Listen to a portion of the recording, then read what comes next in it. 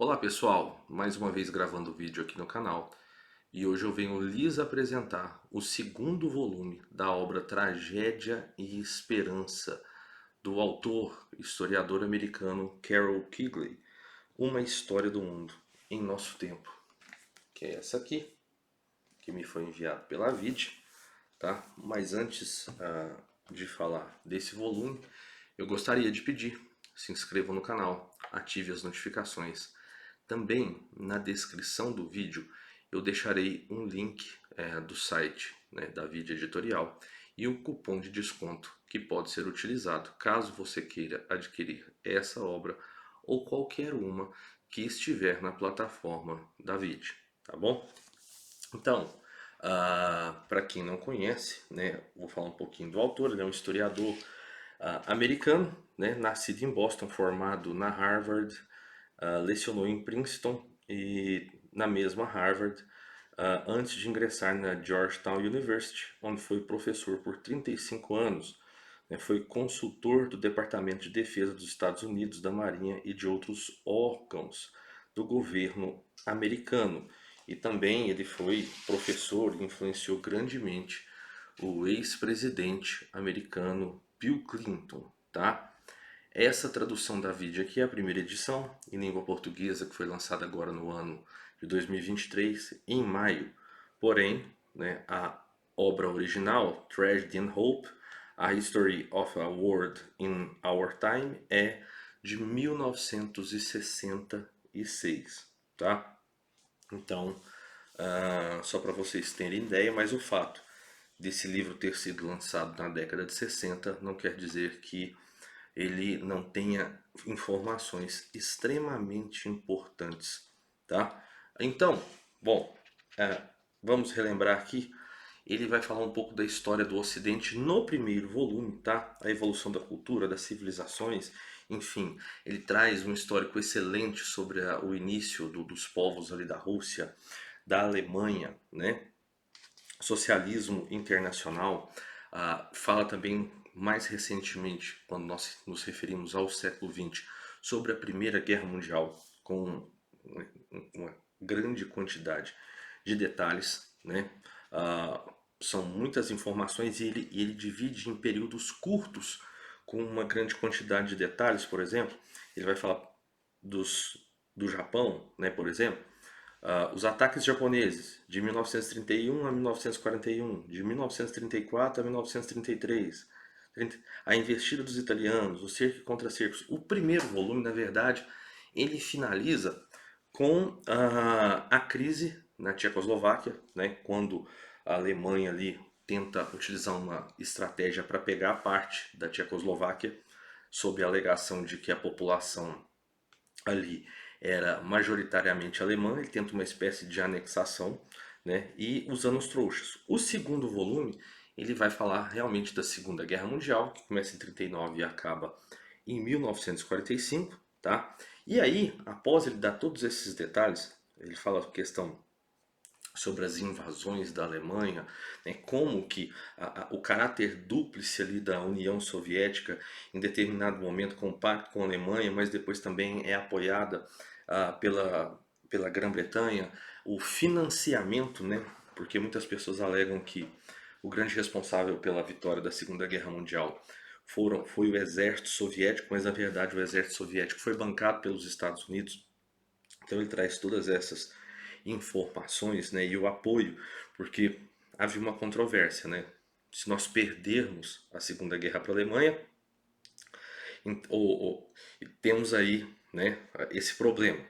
Mas também eles tinham medo da questão da União Soviética.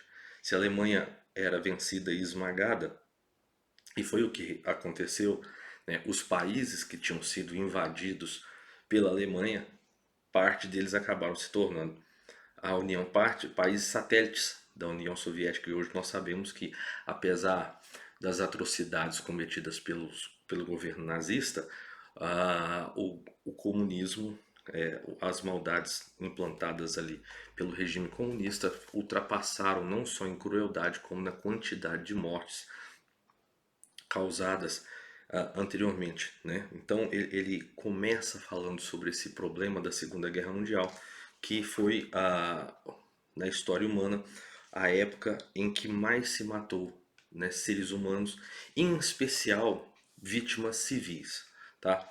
Então ele vai falar no início do segundo volume sobre a Segunda Guerra Mundial.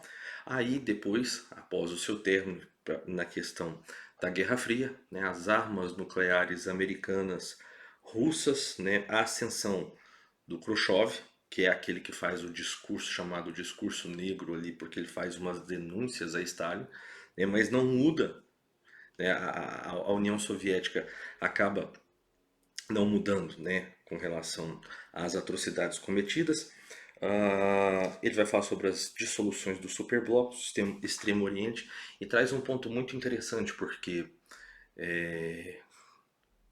ele fala, por exemplo, da estratégia dos japoneses, né, porque às vezes nós vamos perceber que dentro do mundo político não existem inocentes, né? Então, às vezes, nós vemos coisas assim. Foi utilizada a bomba atômica em Hiroshima e Nagasaki. Né? Pena, né? Mas os japoneses também praticaram uma série de agressões e tinham a sua aliança ali com os alemães e praticaram uma série de agressões à China, à região da Manchúria. Enfim, se me perguntassem assim, Tiago, qual foi a maior lição que você aprendeu ao ler esses livros? É que no mundo não existem povos inocentes, né? Então o autor vai mostrar as infringências, porque nós estamos num período onde as coisas estão polarizadas, então assim, é como se um determinado espectro político fosse a personificação do bem e um outro determinado espectro político fosse a personificação do mal. E aí, quando você lê uma obra de tamanha dimensão e de estatura, né, com 1372 páginas, nós vamos perceber que nesse mundo de poder e da política, que não é tão simples de você classificar esses são bons e esses são ruins, porque todos os lados têm os seus podres.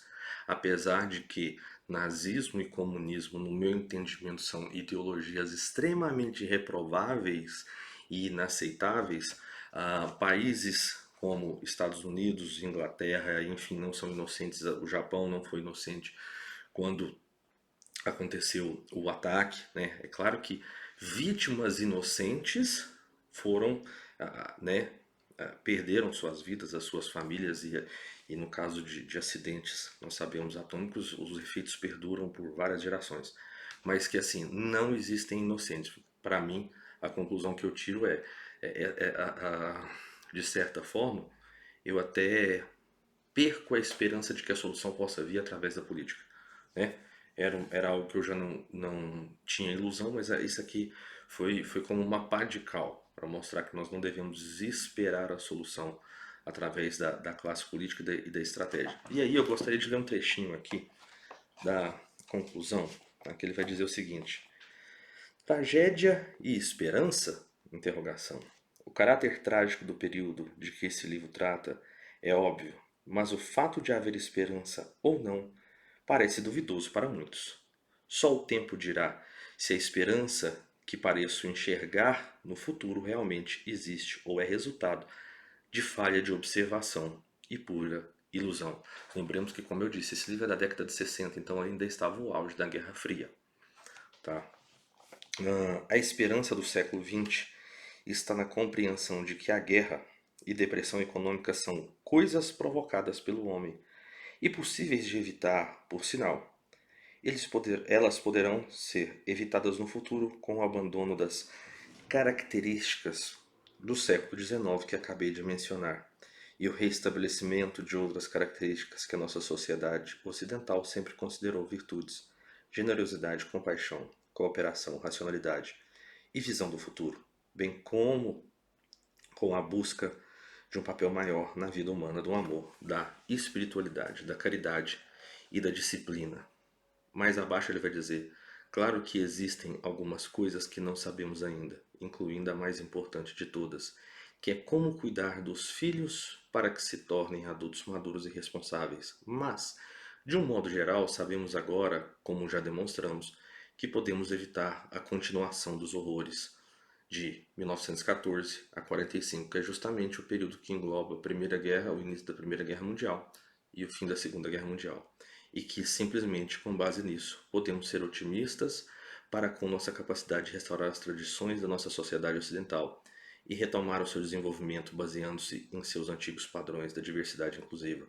Bom, eu não sou tão esperançoso quanto o Carol Quigley. E também nesse período em que essa obra foi escrita, muitas das atrocidades do regime comunista ainda não eram conhecidas, como nós hoje, no mês de dezembro do ano de 2023. Então, mas essa é a conclusão dele, conclusão baseada nos dados que ele tinha naquele momento, ali na década de 60. Então, eu acho que é uma obra indispensável para quem quer conhecer um pouco mais, principalmente da história contemporânea. Recomendo altamente, né, os amigos, aqui não só aqui no canal, mas as pessoas com quem eu tenho contato, pessoal, diário, enfim. Então, é isso. Espero que vocês tenham gostado. Tragédia e Esperança, uma história do mundo em nosso tempo, do Carol Quigley, tá?